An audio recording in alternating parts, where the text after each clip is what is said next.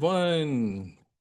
All right, hi, welcome back to Math 334. Today we've got section 15.10, which is going to be the change of variables. And if you are watching this recorded video right now, pause right here and go watch the video on the determinant that's linked in the notes. And I've probably also put a link to that in the description of this video. You can find it down below.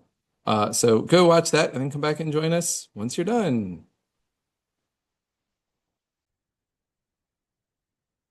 All right, welcome back. Let's go now talk about all of the notes because there's just so much to talk about.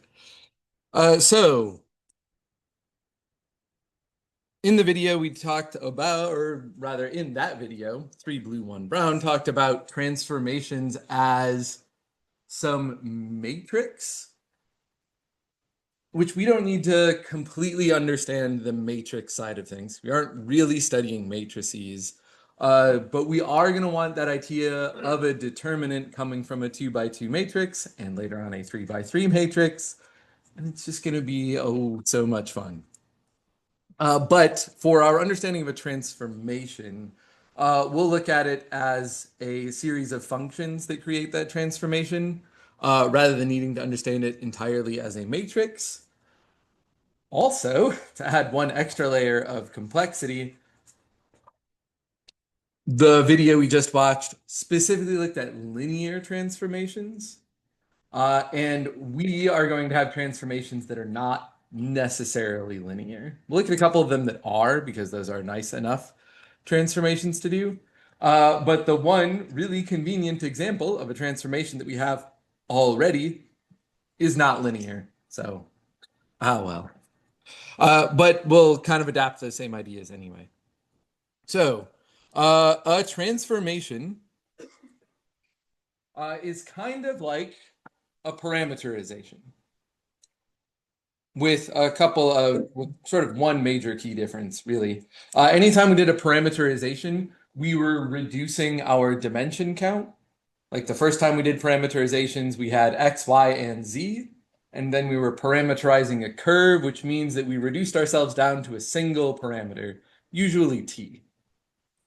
Then we looked at parameterizing surfaces, which took us from x, y, z down to the parameters s and t. So we went from 3 variables down to 2 parameters. So in our parameterizations, we've been reducing our dimension count by either 1 or 2. A change of variables, or a transformation that changes our variables, will keep our dimension count the same. So we're going to go from 2 variables to 2 parameters. So we'll start in 2 dimensions and we'll end in 2 dimensions. But we'll transform our space probably so that we have something that's easier to integrate.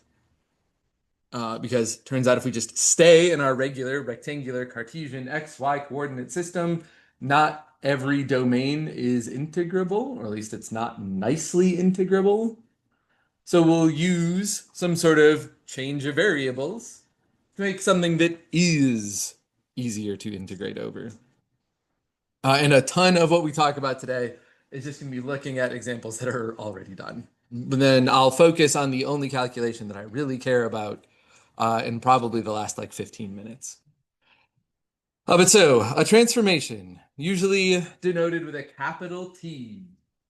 It'll take us from one variable system to another, and usually the way we write the regular transformation, so the forward direction of the transformation takes some arbitrary parameters u and v and rewrites x and y as functions of those 2 parameters.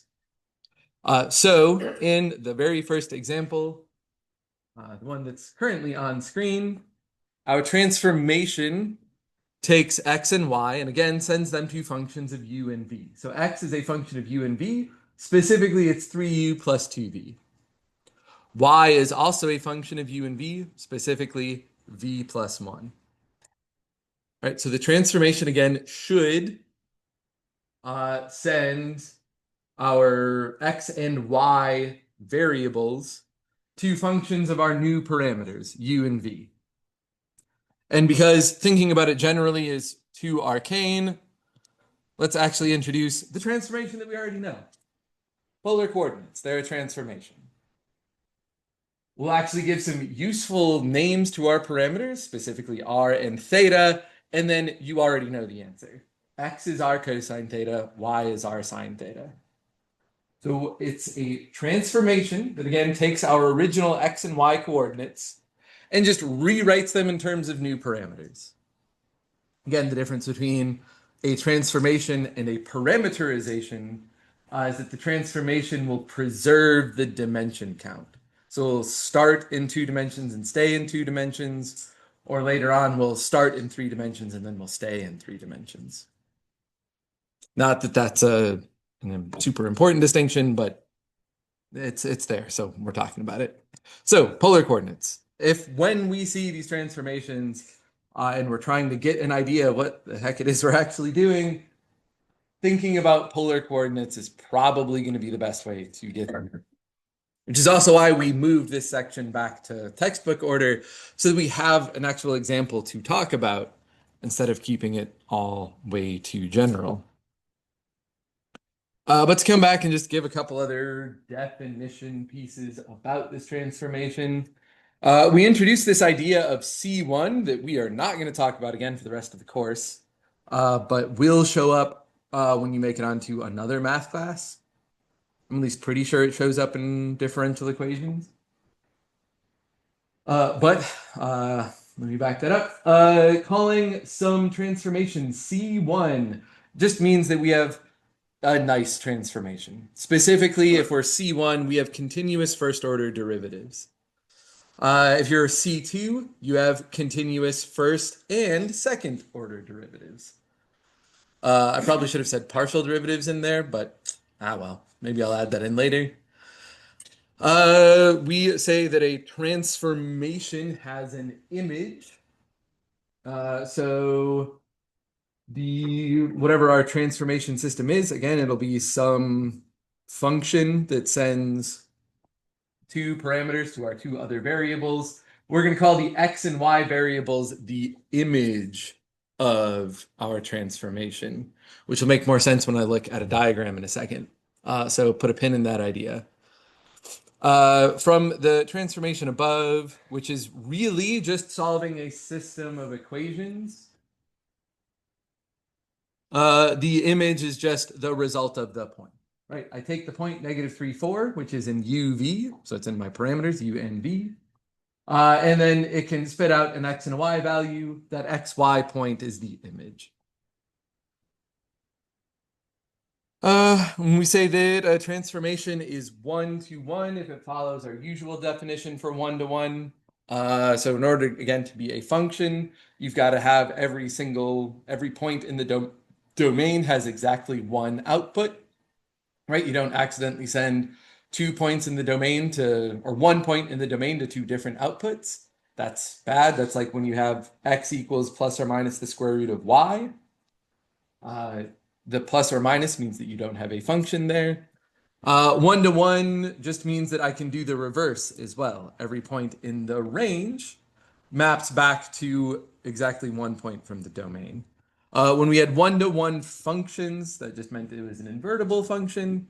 And maybe the part that you'd remember about 1-to-1 is that a 1-to-1 function will pass both the vertical line test and the horizontal line test.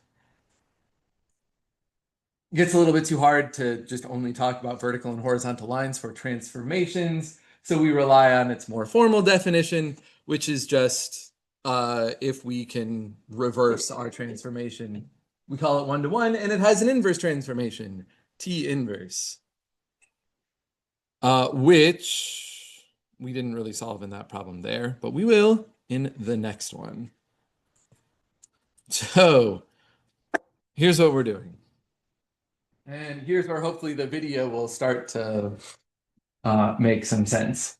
I've got a starting domain S on the right, or nope, starting domain S on the left. Its image is on the right. Right, so I take my U and V parameters, which are over on the left. They have a nice rectangle, which is how the U and V parameters were defined. I then transform them and they become the image that's on the right. So the transformation, again, it's just given by a couple of functions. Here in particular, x is equal to 2u plus 3v, y is equal to u minus v, and we're gonna very briefly go over some of the how we got all that stuff later, but just for now, keeping in your mind that a transformation is going to change space in some way. And think about the video that we just watched when we saw all of those basis vectors being stretched out or possibly rotated to have some new orientation. That's what a transformation is going to do. It's going to change what those basis vectors end up looking like. So we had a rectangle in our original domain, which in this case is S. That's where U and V are. And then the image is a parallelogram for this particular example. Because as long as we're just doing linear transformations, the result does end up being a parallelogram. As long as we started from a rectangle. Again, hopefully that's what we're doing. Since the main goal of these transformations is going to have one of our spaces be a rectangle, or one of our spaces be a rectangular box, because those domains are incredibly easy to integrate over. Why we want these. Again, we're talking pretty high concept today. There's not going to be a ton of calculation that we're going to do, because if you look at the calculation, it's terrifying. That's actually not that terrifying, but it is tedious and ugly and takes a while. And you don't get the most exciting results out of them. But to kind of talk briefly about what goes on here, I named my four sides of the rectangle starting from S. You'll notice that they're color coded over there. S1, 2, 3, and 4 goes orange, blue, magenta, and then green. And if I just focus on the first two for a second, it'll give us an idea of how we're going to do these transformations. So S1, the orange line that's on the left. So left shape, left line. That is the line u equals 0, because we're still going in alphabetical order for our parameters u and v. So u gets to be the horizontal axis, v the vertical axis. Also conveniently, v for vertical axis. And that is the vertical line u equals 0. So I can go to my two equations for x and y and set u equal to 0, because I know that that's everything on that line. I'm looking to transform the line S1, which gives me the equations x equals 3v, y equals negative v, and also specifically, because this is a parameterization of sorts, because we are now parameterizing a line, right? So it is a parameterization. We've gone down to only one parameter out of our two original variables, our two variables x and y. So we need to put bounds on the parameter that's left over. That's v. It's between 0 and 2, because we know that that's the rectangle v is stuck to. So it's getting a little ahead of ourselves, though. I have equations x and y, both in terms of v. So that's a system of equations, which is always what we're going to get with these transformations. We're going to have a system of equations. We might have two equations if we're in 2 space, or 3 equations if we're in 3 space, but that's a lot, so let's just stick to 2 space for now. Got my system of 2 equations.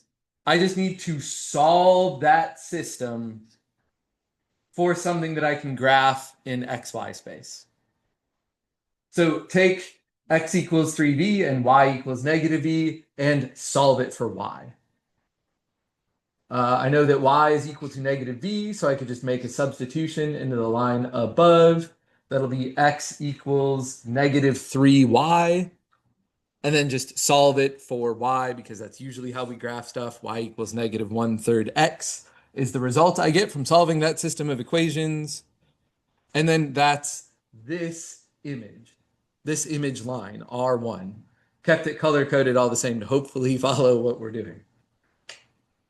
So R1 again, is that line y equals 1, negative 1/3 x. And if you look at where it came from, it used to be the vertical line, and now it's shifted to be headed down and right. And then we can also see that blue line that used to be horizontal got shifted up and still pointing to the right. So after having watched that video, we would probably know that the determinant of this transformation is negative, right? Because we switched the orientation of our two basis vectors, right? This rectangle got flipped over to make the parallelogram. So just to tie some ideas together, I think that's fun. But of course I do. Like I'm a math professor. What else do we need to say about this? X needs some bounds now. It's between 0 and 6 because v was between 0 and 2. And x is 3v, so 3 times 0 is 0, and 2 times 3 is 6. This is where I got the bounds for x. But again, it's just making that rectangle up there. A very similar process goes into doing all of the rest of these. But we're going to get way too lost in the forest if we try to spend too much time going over all of that.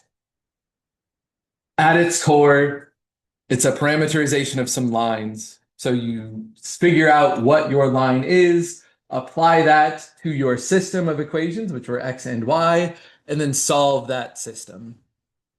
And that's how we get our transformed image lines. You can see them all over there on the right. I did my best to use some color to kind of highlight the important bits or to kind of follow your way through the problem.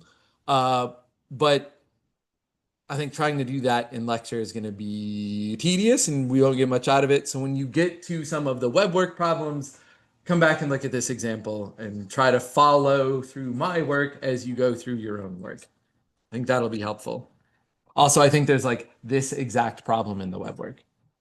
Well, exact problem. The numbers get changed because of course they get changed. But anyway, back to what we really want to talk about. We can find an inverse transformation, which is the work I've got sketched out over on the left. But again, it's just solving a system of equations. I have my equations for x and for y. X is 2u plus 3v, y equals u minus v. That's a system of two equations. I just want to solve that system for u and v instead of for x and y. That gives us the inverse transformation. I did it with linear combinations because that seemed like the easiest way to solve this particular system. So I got 5u was x plus 3y, and 5v is x minus 2y. So again, that's the inverse transformation. It lets us go in the reverse order. From the image R back to the rectangular space S. But again, I think that looking at that problem is probably too general. It doesn't give a great sense of what you're doing because you just have those arbitrary u and v values. So let's go to something that we know. Well, no. Hopefully we know it. Polar coordinates, right? Back to our favorite over here. So, looking at these two shapes here, I want to draw an analogy to the problem that we just did, or the problem that we just looked at, because it was already all sketched out. Where I want to transform polar coordinates to back to rectangular coordinates, right? Because the transformation T acts on the new parameters. So it acts on r and theta. And it gives me x and y as functions of r and theta. And again, we already know what those are. X is r cosine theta, y is r sine theta. And the domain I've selected to transform is that pink rectangle on the left. So I've drawn r and theta as their own axes in that space on the left, because that's how the transformations like to think about the parameters. So I've made r my horizontal axis, theta is my vertical axis, and I've got the rectangle, r between 1 and 2, and theta between 0 and pi. And instead of trying to think about the entire transformation as a system of functions that does all that ugly looking stuff on the right, I think we can just sort of think about what the image should make. If r is between 0 and 1, and theta is in between 0 and pi, then my image, r, should be in between two circles, one that has a radius of 1, one that has a radius of 2, as you can see up there, and theta is between 0 and pi. So that's the first quadrant and the second quadrant. So if we just go back to our unit circles, 0 to pi gives us the first two quadrants. So that's our image. Without needing to think too hard about actually solving all of the math over there to come up with those equations. We know roughly what polar coordinates look like, so its transformation should be something that we could think about and sketch, rather than really needing to go through all of the work over there to get that transformation. I did it anyway, so that you have an example you can follow through later, but it at least hopefully should be a result that you would expect. Since again, you can think about what that image ought to look like when you transform it. And the equations that we get, again, should hopefully be stuff that we'd expect. Two circles are on there. And because we're stopping at the x-axis, because we just want the top half, two of our lines transform to the line y equals 0.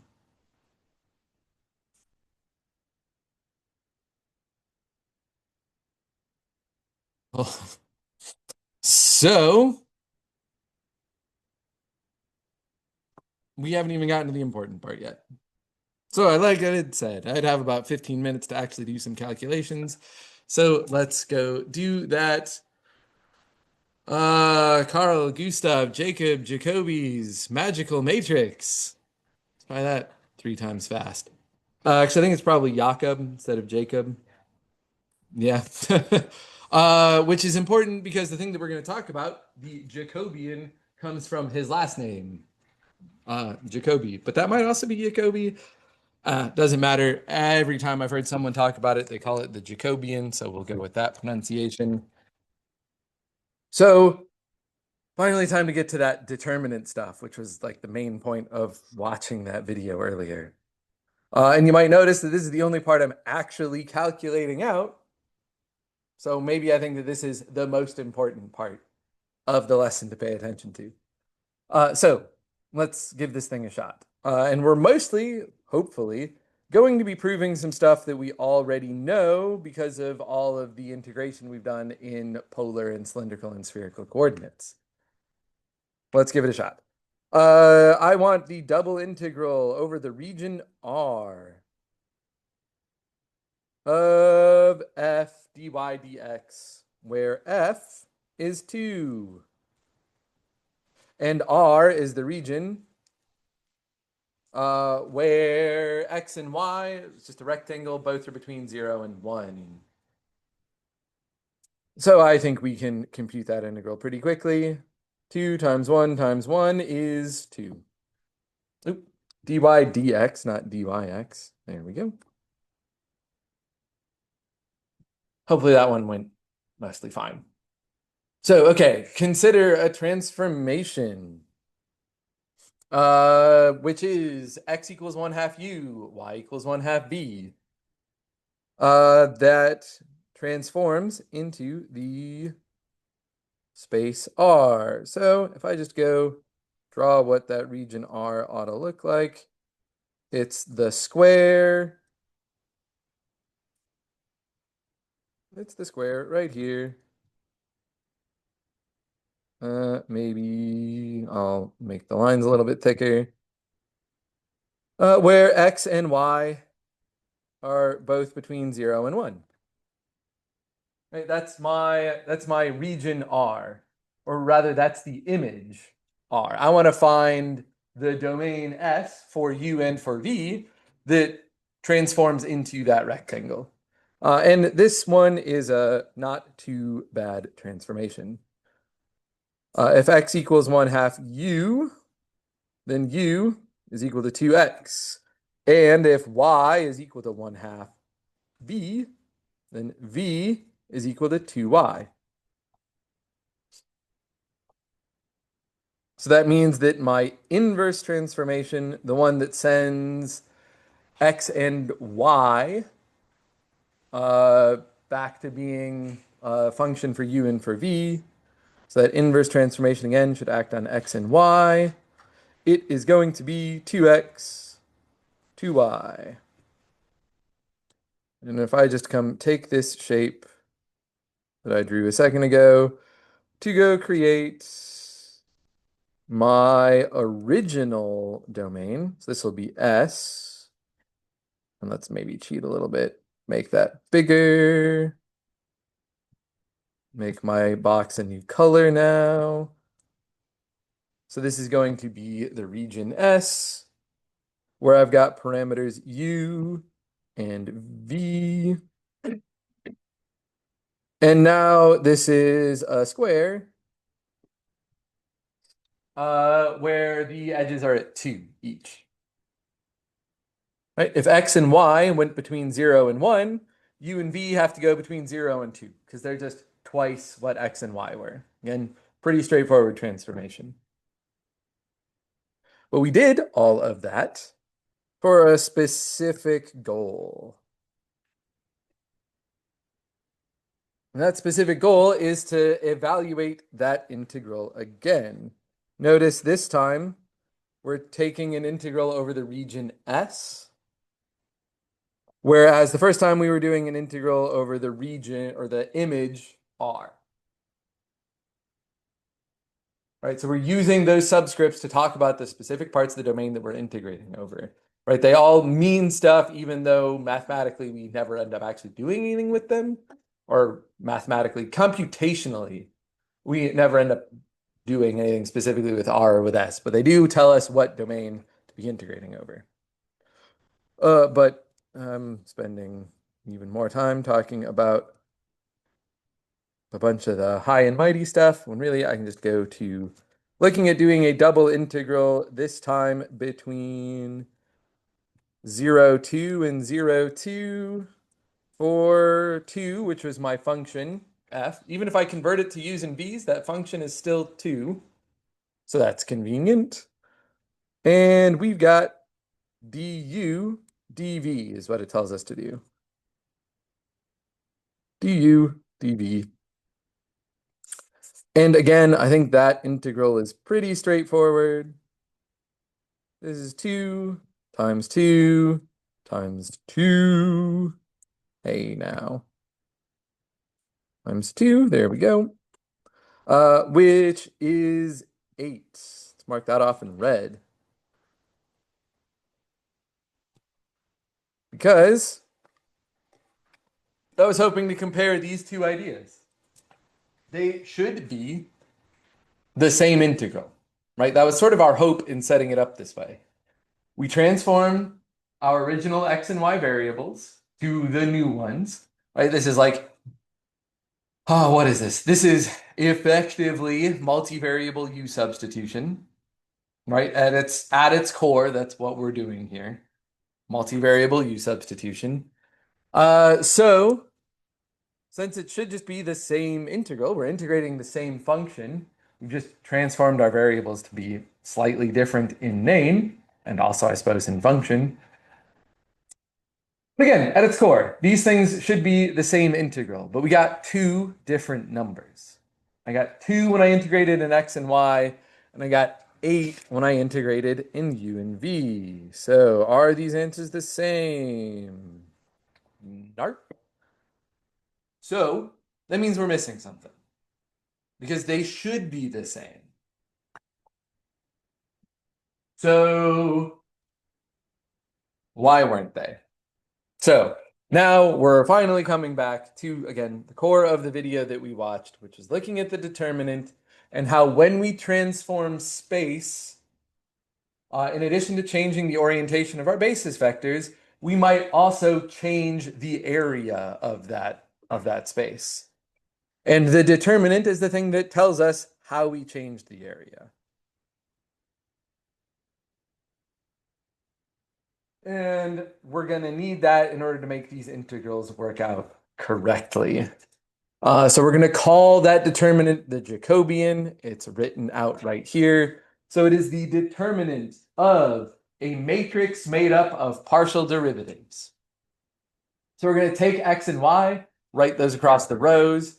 We're going to take partial derivatives with respect to our two new parameters down the columns, and then get the determinant of that matrix shown right there. And because I want to keep coming back to our polar coordinates the whole time, I want to go talk about the polar coordinate example. So I'm going to skip that problem for a second, come back to it in a moment. So to jump to the meat of the whole unit, which we finally got there, it is this transformation right here.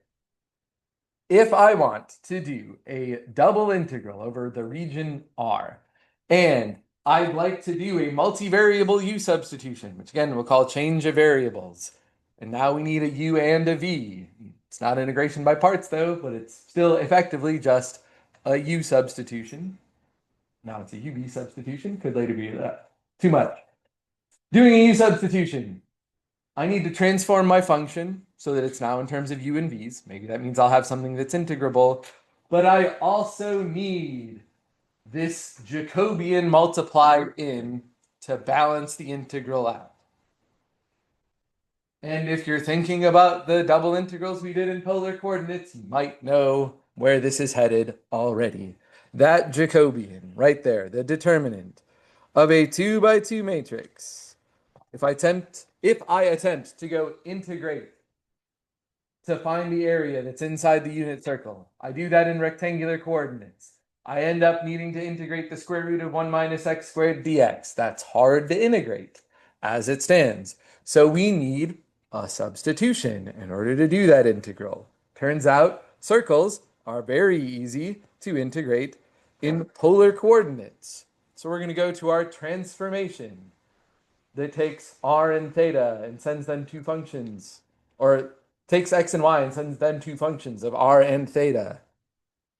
And we're finally going to talk about the origins of r. Why we really need to multiply that r in every single time we do a polar coordinate integral. Because it's the Jacobian. So let's write that in. The Jacobian, again, should be the determinant of that 2 by 2 matrix where we're looking at partial derivatives in all of the entries of that matrix. So I need x partial r, x partial theta, I need y partial r, and I need y partial theta. Those two in blue, these two in green, ta-da. Bring that back in. What is that thing going to look like? I can take each of those derivatives. So x partial r is just 1 times cosine theta.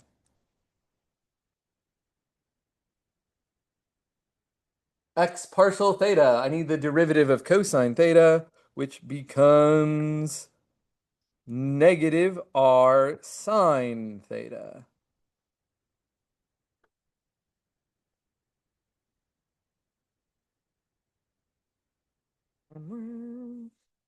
Hey, stop that. Yeah, there we go. Let's go look at the same thing, but for y, it's r sine theta. Its partial derivative with respect to r is going to be 1 sine theta. Yep. And the derivative, the partial of y with respect to theta, is going to be r cosine theta.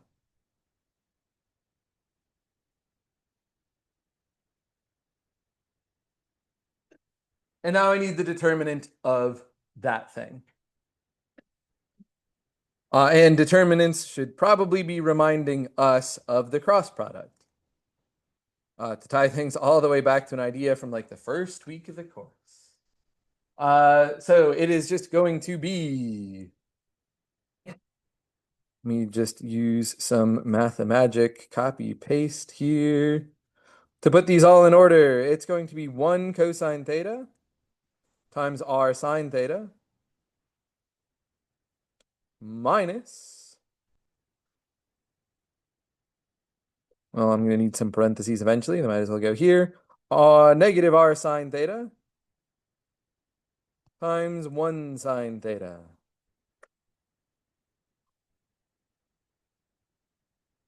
Right? One diagonal multiplied together minus the other diagonal multiplied together.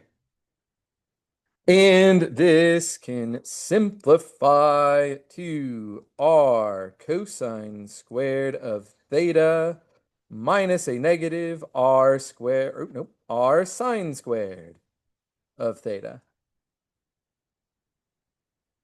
Two on the left, both are cosine. Two on the right, both are sine. Sine squared plus cosine squared is 1, so that thing simplifies to r. And there it is, at long last, the calculation we needed in order to fully explain why that r has to show up every time we do a double integral in polar coordinates. It's the Jacobian. It comes from the fact that the transformation of x and y into r and theta space changes the area of the region, right? Which is the argument that I was trying to hand my way through every time I talked about why that r times d theta, every time we look at the images. The transformation changes space, so we need something extra multiplied in when we attempt to integrate over our new region with our new bounds and all that kind of fun stuff. So the Jacobian, it's right there. It is the important thing out of this set. There are even more examples that you could go over, but I knew I wasn't going to have time for any of them, so I wrote them all out ahead of time. Focus mostly on calculating the Jacobian. That's the thing you should know the best out of this set. All of that other transformation stuff is incredibly tedious, but you got to do it at least a couple of times to say that you have. Also, Jacobians in 3 space. They're a thing too. So I took the liberty of calculating out the Jacobian for both the cylindrical coordinates and the spherical coordinate systems because we needed both of those in order to do these integrals. But it is just the determinant of a 3x3 matrix instead. So now it's x and y and z go across the rows, r and theta and z go down the columns. This calculation looks mighty similar to polar coordinates because of how many zeros are in that matrix. So cylindrical coordinates just works out to r again. And spherical coordinates is just the most fun you'll have this far in the course.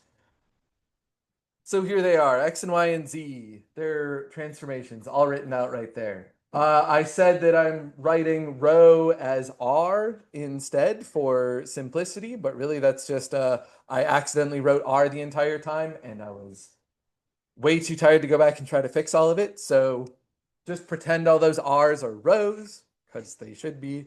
We just make a transformation again at the end, substitution again at the end. And it's just take derivatives down the columns, expand out that large matrix, and then do a butt ton of simplification. There are several spots where we can factor some stuff out. There's an r squared sine theta that shows up in each of the 4 terms that get collected. Then there's a sine squared plus cosine squared of theta, which collapses into 1. There's another sine squared of theta plus cosine squared of theta that collapses into 1.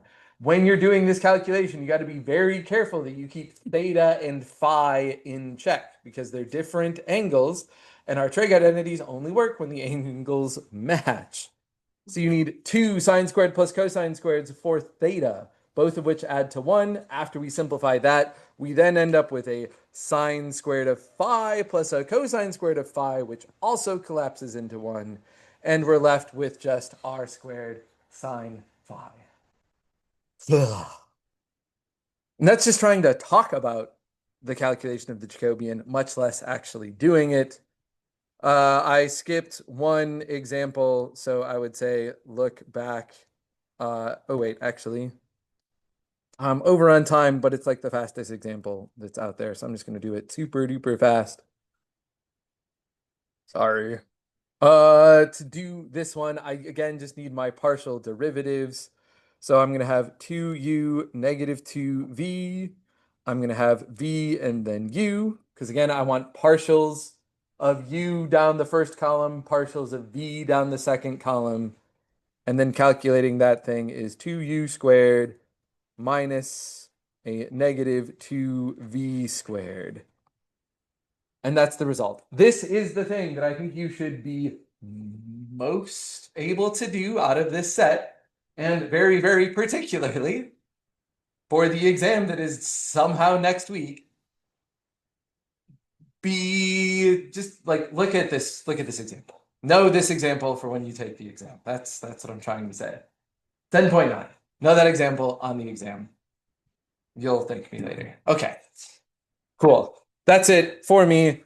I somehow managed to like do the entire lesson ahead of time and still go over on time because there's too much content in this course. Okay, that's it for me. Okay, bye bye bye bye bye bye bye bye bye bye bye bye bye bye bye bye.